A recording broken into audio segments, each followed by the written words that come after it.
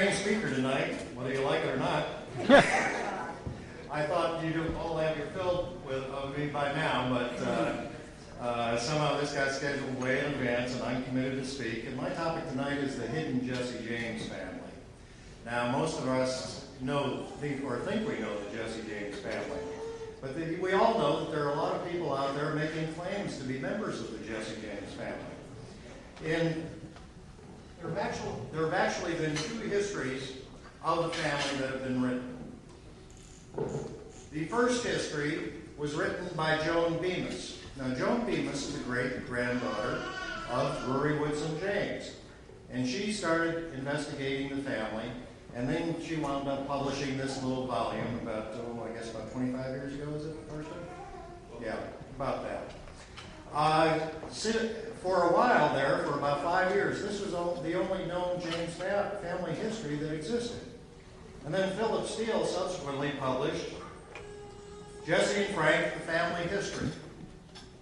Now, these have been the two Bibles by which the James family have been known. But the question that's always lingered in the family is, why is the Jesse James family so small? Why is the family of Drury Woodson James so small? Well, we want to step up to answer that question. The first breakthroughs and challenges came roughly about 15 years ago after Joan's book was published. Judge Ross reports that among the family, it was known that Joan had a lot more information than what she had absolutely published in her book. There was much more information that said the family went back farther. It went back deeper. It went back broader, and there were far more members of it. We have been in contact with the Malleys, who are the great-grandchildren of Drury Woodson, and they have told us that Joan left to her son, Mark his name slips me now, Mark Bemis, her papers, and we're going to be having a new look at those papers and reassessing the family history once more. But about 20 years ago, one of our family members in Kentucky, James Walter Saines, got in contact with Thelma Barr, and they started a correspondence. At first, Thelma Barr stated that the Barrs didn't want to be interested in the history of Jesse James. That was not of interest to them. Jesse was an outlaw, he was a criminal. This was not something that should be celebrated or appreciated, but should be just left.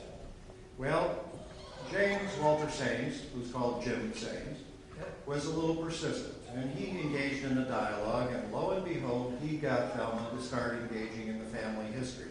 And she started looking into the family history. Then she started making corrections to James Walter Saines' genealogy of the family. So that was the first significant breakthrough that we had in the family toward looking outside what were previously published in these initial genealogies. Since then, there have been some historic challenges to the family.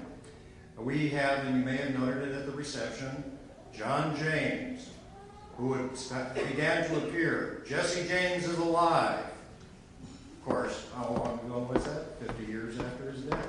Jesse James would have been 100 years old or so if he was still alive. But this man, who ultimately, sadly, wound up to be diagnosed as clinically insane, took the country for a ride as far as being related to the James family. Another claimant was Orville Hawk, a fellow out of Colorado who went by the name of Jesse James.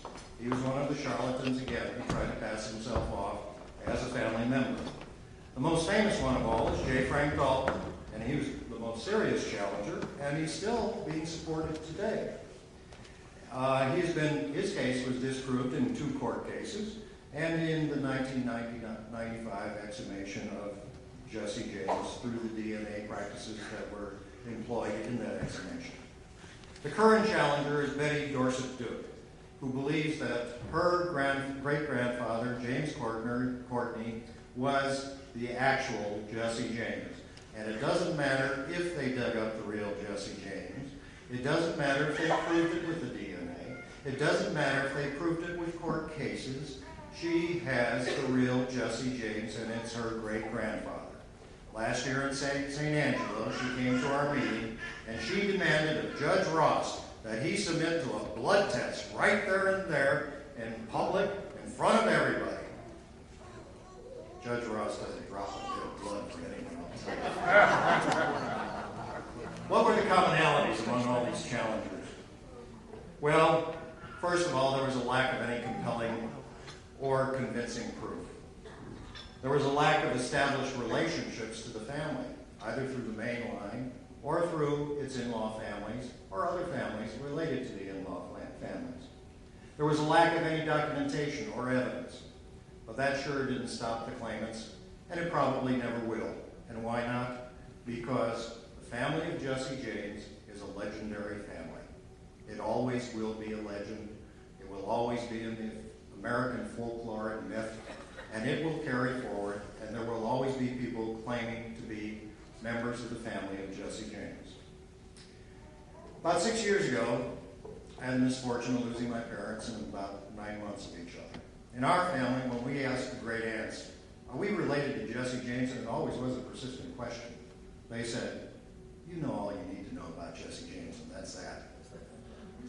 Well, when you lose two parents within 9 months of each other, you go in search of other family. And that's what I did. And I started to research my own family. And I started looking, as I researched my own family, I found out that there were other lines of James who were related to me who were telling similar stories, almost in the exact same verbiage. Not only that, but they had physical commonalities. Judge Ross looks exactly like my father, Harry Francis James Sr. I showed him another new picture of him last night. He says, that could be me. We thought we belonged, but we didn't know for sure. Now, after 6 years of solid research and extraordinary cost, I might add, it's been proven that there are a number of James families who are related to the larger Jesse James family. There's the family of Thurston James that goes back all the way into Virginia. There's a family of Gary James in Kentucky that follows a similar pattern. And we know when we enter all these families into the computer database, by first searching the James families, then the in-law families, and then the families related to the in-laws, we see the social fabric emerge. And we see that these individual lines all are related to one another. The computer has told us that. And what is extraordinary is we still can't find documentary evidence to prove it. But we know by the family relationships, by the lore, by the histories, by the stories these families have told, that it is most likely true. Also in following these families, we have been able to see the migration patterns of the family from Virginia into Kentucky, into Missouri, into Texas, into California, and various parts of America. We've been able to see the family behaviors, the motivations, the common professions. The family is filled with community builders, with mayors, with judges, with writers, with educators, with sheriffs, with people who serve their communities, both on the social level and as ministers to the spiritual level of their communities. It's all there in all the lines, it's consistent, and it continues. The outlaw family of Jesse James has remained isolated. The question is why? There are a number of reasons we've been able to identify as to why the family has remained isolated, small, compact. The common themes are, among the families, a pattern of denial among the James families themselves. There are James families descended from Jesse James today who still would rather not talk about Jesse James. There's patterns of denial among the families that cannot be documented as being related, who still have the pattern of denial.